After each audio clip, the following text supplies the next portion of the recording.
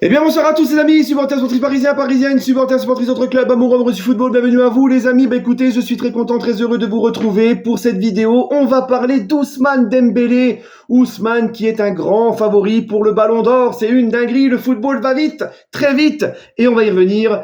Je tiens juste à vous dire que juste avant, j'étais en live avec Ilian de PSG Fan TV, intervenant sur les débriefs de PSG Fan TV.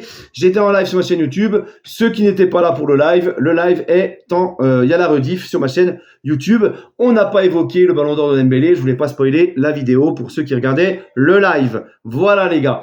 Bref, alors les amis, je sais, vous allez me dire, et je le dis toujours, je suis pas un gars qui est très emballé par le Ballon d'Or, ça fait longtemps que j'ai un petit peu lâché ce truc-là, mais ça me fait plaisir pour Ousmane, parce que c'est un joueur du PSG, parce que c'est un gars que j'apprécie beaucoup, c'est un joueur que j'aime beaucoup, donc c'est pour ça que je voulais en parler, ok.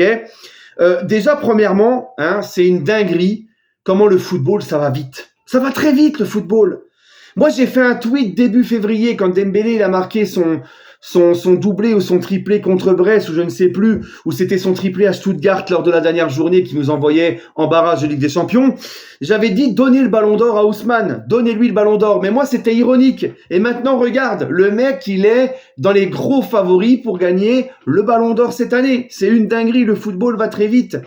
Et les amis, moi je vous ai toujours dit, ceux qui regardent mes vidéos depuis un certain temps, je vous l'ai toujours dit, Ousmane Dembélé, techniquement, c'est un joueur extraordinaire. C'est un mec qui a une facilité à éliminer l'adversaire. T'as l'impression il joue avec ses gosses dans son jardin. C'est un mec qui, techniquement, est très fort. Regardez ce qu'il a fait lors du match aller à Arsenal, quand il est en faux neuf, qui décroche, il vient au milieu de terrain, gratter les ballons, orchestrer le jeu, apporter sa touche technique, un petit peu comme Benzema le faisait au Real quand il décrochait et tout. Mais je vous ai toujours dit, ce mec-là, il lui manque juste une chose, et ça, c'est ce qui nous frustrait, encore même au début de saison. L'année dernière et tout, et même au Barça, tout au long de sa carrière, c'est ça qui frustrait tout le monde jusqu'encore le début de saison, c'est la finition, c'est comment il était maladroit devant les cages. Et je vous ai toujours dit, les gars, le jour où Ousmane va réussir à planter but sur but, à gommer son problème d'inefficacité et à enchaîner les buts, comme des perles sur un collier, là, je vous ai toujours dit, il fera partie des meilleurs joueurs du monde. Et c'est le cas maintenant. Et c'est d'ailleurs pour ça qu'il est favori maintenant pour gagner le Ballon d'Or. Parce qu'il met une panoplie de buts et il a gommé son problème d'inefficacité. Il est devenu très efficace, très décisif devant le but.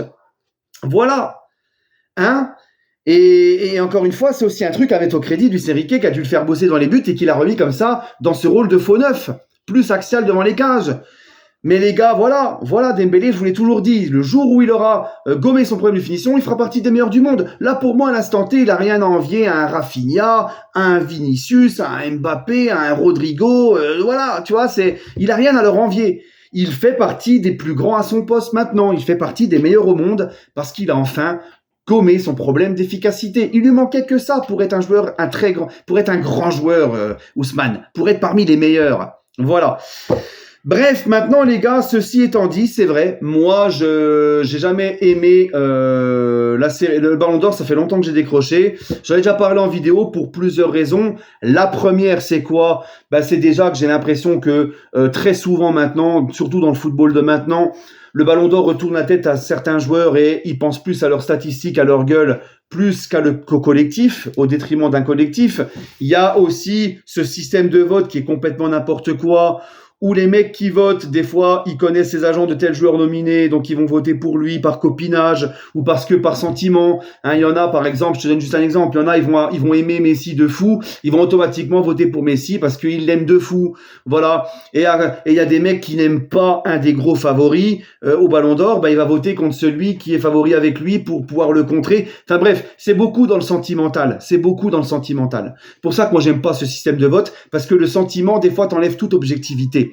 Et c'est ce qui se passe très souvent dans le vote du Ballon d'Or. C'est pour ça que moi, j'aimerais bien qu'ils essayent de faire voter les intelligences artificielles.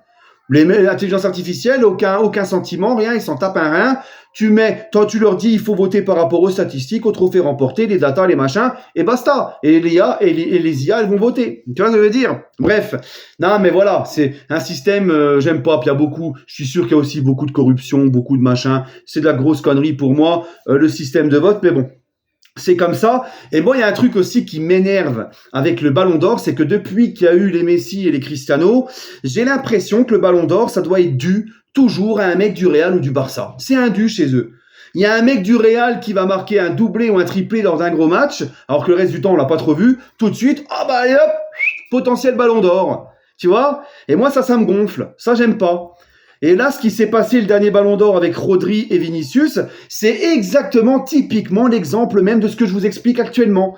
J'ai l'impression que c'était dû automatiquement, obligatoirement au Madrilène Vinicius, et Rodri, c'était un moins que rien qui est venu et qui a volé Vinicius, qui a volé un Ballon d'Or. Le mec, c'est ce qu'on entendait sur les réseaux, il a pris de l'harcèlement, des menaces, il était traité de voleur, alors que oui, Vinicius, s'il avait gagné le Ballon d'Or cette année, ça n'aurait pas été un scandale pour moi. Le mec est champion, gagne la Liga. Le mec gagne la Liga en étant décisif avec le Real, en étant un joueur important. Le mec gagne la Ligue des Champions en étant décisif en phase finale et en étant très important. Il n'y a pas de souci. Il aurait mérité, Vinicius, son Ballon d'Or. Ça, pour moi, il y aurait eu zéro scandale. Mais Rodri, il avait aussi quand même des arguments. Il a rien volé. Lui aussi, il n'y a pas de scandale pour moi non plus. Des fois, il y a plusieurs joueurs qui méritent de le gagner sur une saison, mais t'en choisis qu'un. C'est comme ça.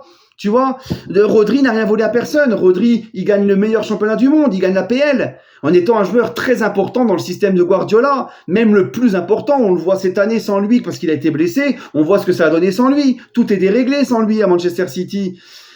Donc il gagne la première ligue, le plus gros championnat du monde avec Manchester City en étant le joueur le plus important de Manchester City.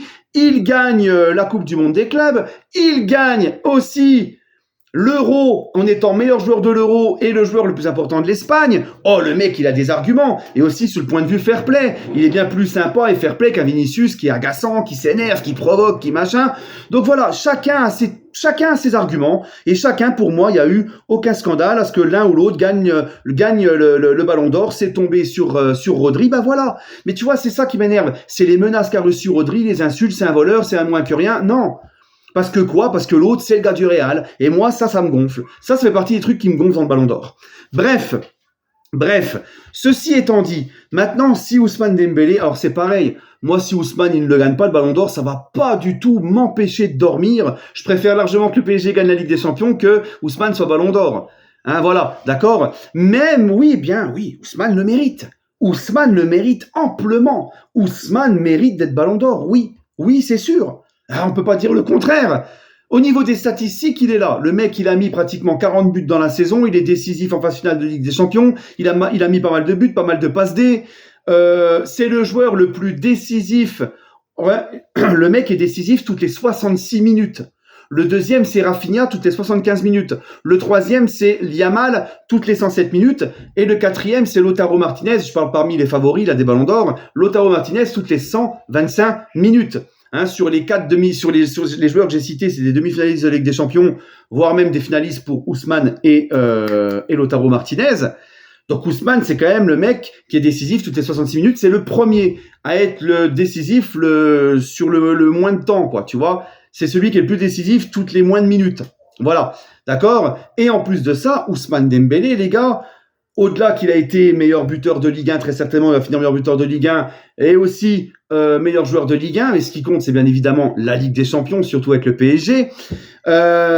Ousmane, les gars, c'est quand même décisif. Ils l'ont dit, décisif contre Brest, décisif contre Liverpool, décisif contre Aston Villa, décisif contre Aston Villa, contre Arsenal. En phase finale de Ligue des Champions, Ousmane, il a toujours été décisif. Même quand il n'a pas marqué à l'aller et au retour contre Aston Villa, il a fait passe décisive à l'aller et au retour. Donc même quand il ne marque pas, il va faire les passes D. À Liverpool, à Anfield, c'est lui qui marque le but au retour, qui te permet de gagner 1-0 après prolongation à Anfield et d'arracher la séance de tir au but. À Aston Villa, il marque pas, mais il fait passe décisive à l'aller et au retour. Demi-finale, c'est lui qui marque à Arsenal, qui te permet de remporter le match là-bas. Et quand il rentre, il était blessé, quand il rentre, c'est lui qui fait la passe D sur un de ses premiers ballons à Hakimi pour le but du 2-0, qui t'assure quasiment la qualification jusqu'à la fin du match. qui te met à l'abri définitivement. Donc le mec, voilà, il est décisif à chaque fois. Et ce qu'ils ont oublié de dire aussi, c'était l'équipe, je crois, qui avait mis ce tableau-là, il était décisif et tout. Ce qu'ils ont oublié aussi de dire, c'est que Dembélé, c'est lui qui marque le premier but contre Manchester City au Parc, quand on est mené 2-0 et qu'en 35 minutes, on leur remet 4 et on inverse la tendance. Et c'est ce match-là qui, pour moi, est le déclic pour le Paris Saint-Germain. C'est ce match-là qui déclenche tout. Et Ousmane, c'est lui qui ouvre la marche. C'est lui qui marque le premier but de ce match. C'est lui qui, donc, est encore décisif ce soir-là, dans un match très important, un match déclic. Et c'est aussi lui qui met le triplé à Stuttgart la journée d'après, qui t'assure définitivement la place en barrage en Ligue des Champions, alors que tu n'étais pas encore qualifié et sûr d'être barragiste. Donc non, il a été incroyable tout au long de la saison. Tout au long de la saison, il a été incroyable. Et pourquoi aussi ça me ferait plaisir qu'il gagne la Ligue des Champions? Ça aussi, j'ai oublié de vous le dire. C'est que Dembélé, les gars, ça serait le premier joueur de l'histoire du PSG à remporter un ballon d'or en tant que joueur du PSG grâce à ses performances au PSG. Parce qu'il y a Weah qui a gagné le ballon d'or grâce à ses performances au PSG sur la saison 94-95, mais il était, quand il a reçu son ballon d'or, il était joueur de Milan. Et il y a Messi qui a gagné le ballon d'or en tant que joueur du PSG, mais pour sa Coupe du Monde avec l'Argentine, pas pour ses performances avec le PSG. Voilà. D'accord? Donc là, Ousmane, ce serait le premier mec à gagner le ballon d'or en étant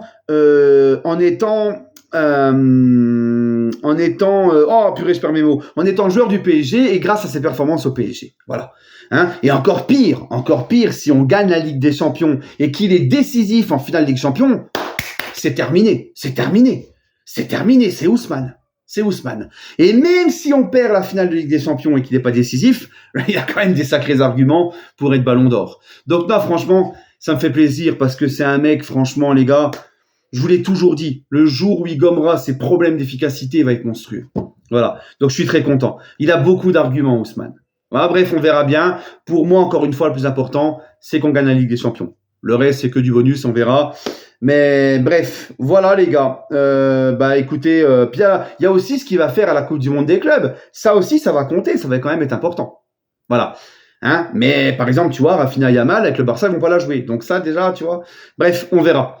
Allez les amis, prenez soin de vous. Donnez-moi votre avis en commentaire sur le potentiel ballon d'or de Ousmane. En tout cas, moi, je pense qu'il le mérite et j'espère qu'il l'aura. Voilà.